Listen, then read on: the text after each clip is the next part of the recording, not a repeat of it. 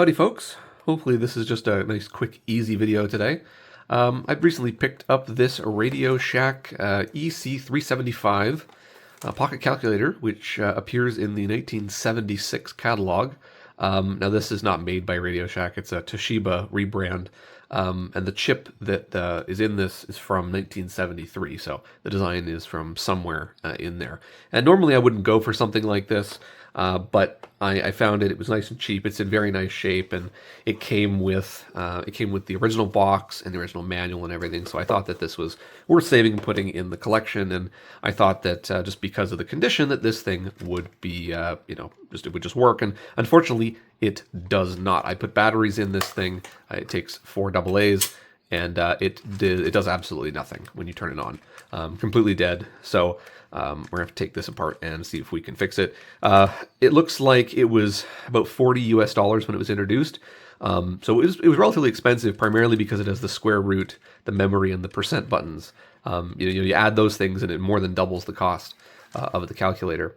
So it runs on 6 volts and it has an input jack. And what I find funny is this warning. It basically says take out non-rechargeable batteries. So I suspect that when you plug in the adapter, it literally just parallels it with the batteries. Maybe there's a resistor or a diode or something in there. But anyway, yeah, it's all clean, everything. So I don't know what the problem is. I tried to take it apart first by taking these little rubber feet off, thinking there's screws behind there, but no, it actually looks like the only thing that holds it in are these little clips on either side of the battery compartment, obviously to make this thing as inexpensive as possible. So I'm going to pop those out and I'll take you over to the bench and we will see if we can try and fix it. Here's the calculator on the bench. You can see the nice VFD down there. I'm just holding up the keyboard because I'm not going to desolder this connector. And it looks pretty straightforward from a mid-70s calculator. And I was probing around in here, and this power diode up here was, it appeared shorted. I took it out of circuit, and it's actually fine. So there's something in the circuitry of the board. It connects to the positive rail and to the switch. So I wonder what's going on there. I'd have to trace the board a little bit more, but that doesn't seem to be an issue. The only issue I was able to find from probing around was this transistor here, which I suspect is part of the oscillator for driving this transformer, which generates the boosted voltage for the VFD. And well, that transistor was not a transistor anymore. In fact, this is the original one that came with it. This is just a 2SC509, and it's a diode, basically. I think the collector just isn't connected anymore. So I just grabbed a random transistor I found on a circuit board nearby that had the right pin out, just so I could throw something in here and see if that would work. And unfortunately, the symptoms don't change. So we must have multiple bad components. All the diodes appear to be okay, though. The only thing that is still kind of puzzling to me is this capacitor, actually. It's marked, it's just a regular polarized electrolytic, and its polarity is marked on the board, which is correct. And yet it has negative supply voltage across it. And so that seems very odd. And I've actually seen another picture of this board. There's only one that I can find online, and it also has the same capacitor and the same orientation. So it doesn't look like it's some kind of weird assembly mistake. So I'm not sure if that goes positive when the oscillator starts or what. I'm not sure. But I've been probing around and I haven't found any. I put a scope on here and I haven't found any oscillations at all. So this thing needs, it needs to have some kind of internal RC oscillator. I don't know if it's using this little 50 puff cap to do that or not. And this, I don't know if this transformer is driven by this chip or if it's self-starting. I don't know. I need to do a little bit more tracing, but at first glance, it's not something obvious, unfortunately. Here it is, and it's working. So let me remove the lighting here just so you can see the VFD better. And yeah, it's fully functional. So the problem was a combination of course, this bad transistor and me. So I turned this into a much longer project than it needed to be. And I eventually figured it out after going through everything. I checked all the parts, essentially. All the caps are good, the transistors are good after I replaced that one. I even checked the resistors, the resistor networks, made sure everything was, perfectly functional. Because basically everything I could do to not condemn the chip. Because if the chip's bad, then the calculator will never really work again. But of course, I don't have a data sheet or anything for it. And so I was moving on to probing with my scope transients, basically applying power with my bench supply and looking at different points in the circuit. Could I see an oscillator trying to start and then failing, or could I see it trying to scan for keys or multiplexing digits, or could I see any kind of behavior to help me try and figure out what the pinout was, anything like that. And what I was witnessing was a very small voltage in the hundreds of millivolts, and it actually decreased the longer you kept it plugged in. It was very strange. And then I remembered this whole capacitor here has negative voltage on it thing.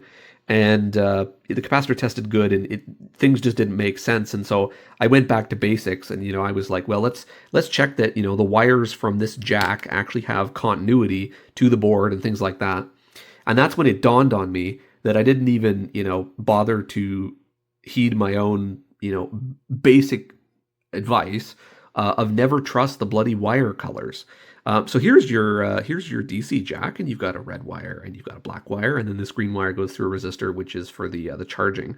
And you'd think that the red is positive and the black is negative, and I just assumed, but no, it's not. It was backwards. Of course, it was backwards. And I figured that out, for sure by looking at the battery compartment. You can see positive and negative are marked, and then it's got these little tines. And so I just clipped directly onto those pads, and of course, now it's working properly. So what I was seeing was, it was truly a negative voltage across that capacitor, because that capacitor happens to be across the power rail.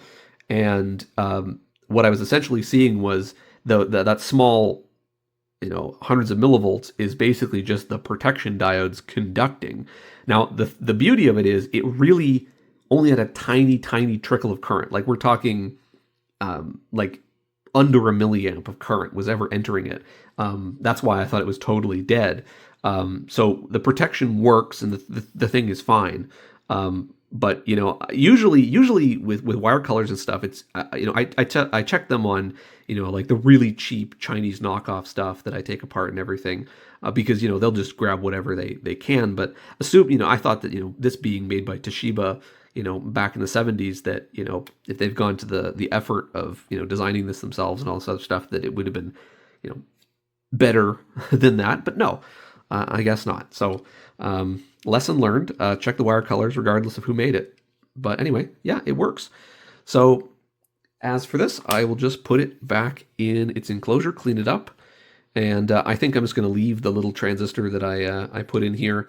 It's there's no way that this thing is going to get close to the maximum rating, because I looked at the data sheet for the random transistor I grabbed, and it doesn't have the same collector current, but it doesn't really matter. The thing's not drawing that much power at all anyway. So yeah, I'll put it back in the case, and we'll call this a win. And yeah, don't trust wire colors.